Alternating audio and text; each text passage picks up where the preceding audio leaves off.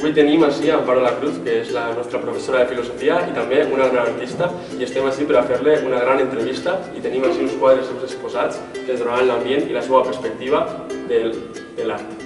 Moltes gràcies i anem a l'entrevista. Com vaig començar a pintar? Bueno, des de menudeta ja pintava, era el que més m'entretenia, però realment, així anar a prendre-me més en sèrio, com que era important per a mi en la meva vida, va ser a partir de la meva adolescència. I en principi pintava en rotring, sobre paper, tot en blanc i negre, així com a molt surrealista, el que en aquest moment me suggeria les coses que veia, i després vaig començar a treballar el color a partir d'un molt bon amic que tinc que me va ensenyar a treballar les laques. Una afició que després se va convertir en una necessitat. Ell treballava ja les laques, però feia uns dibuixos molt menudets i feia alguna exposició que altra, i quan jo vaig començar a aprendre la tècnica que ell me va ensenyar,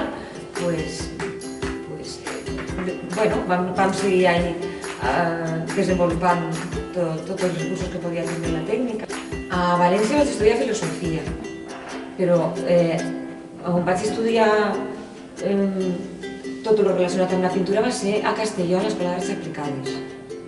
I és molt bé, sí, però en el moment que vaig estudiar a l'escola, tot això que esteu veient se va acabar. Se va acabar perquè no...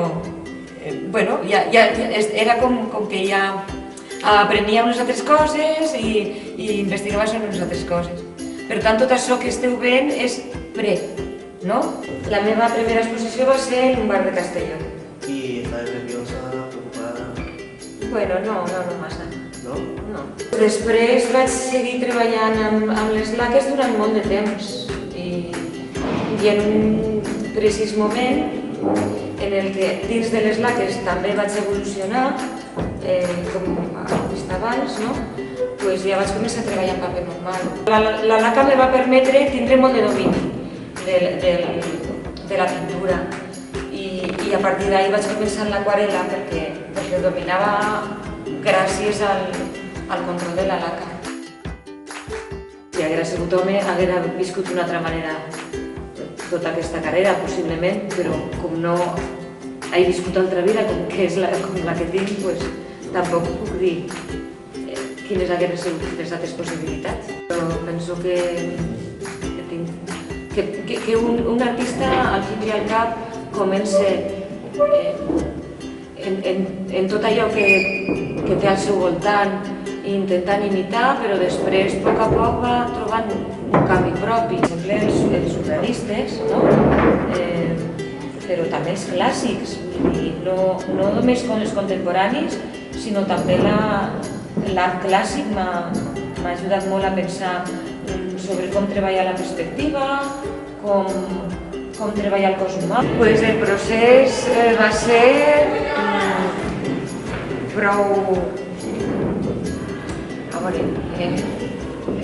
Va ser per etapes, no? Va ser una primera etapa on vaig anar a veure quins eren els angles que m'agradaven més de les obres que hi ha per Castelló. Després vaig començar a treballar diferents perspectives de les escultures i a partir d'ahir vaig començar amb el llapis i a dibuixar en llapis, que és el que en aquest moment m'havia. Hi ha alguna altra obra que la vaig fer en pintura a tot arreu, però va ser després de les primeres que van ser totes en llapis, perquè